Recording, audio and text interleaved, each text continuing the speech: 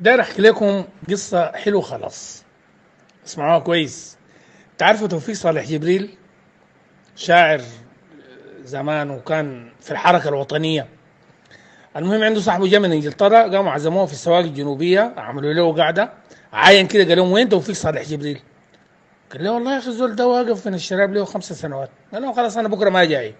واحد شفت كده، عجبته القعده وانفاق الزول ده، قال له يا اخي مش انت الزول ده عايزه، انا بكره بجيبه لك.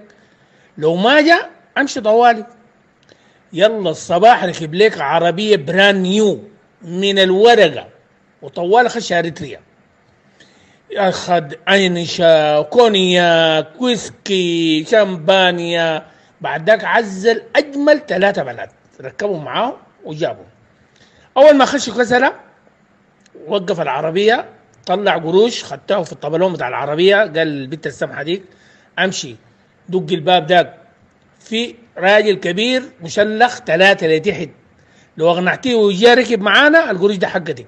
البيت مشت، شفت في لحظه توفيق صالح جبريل ده قال لك ظهر بالباب، وفجاه خش وجا طالع العمه فوق فوق كتفه، ما لفاه ذاته في الطاقيه، وجا جاري ركب معه.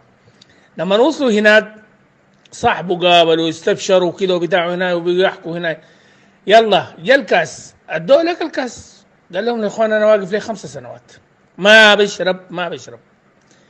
قام زولنا ذاك ذاته قال للبت هذه قروش تانية ربطة، اقنعيه يشرب الكاس ده. مشت وقفت فيه، بس وقفت ونولته الكاس، عايل لها كده من فوق لتحت، مسك الكاس ضربه لك.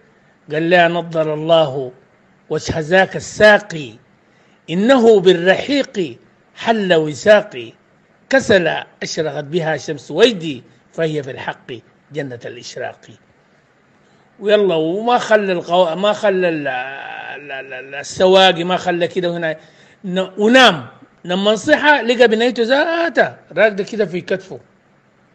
عاين كده لقى ليك القزايز دي مرميه، والاباريق.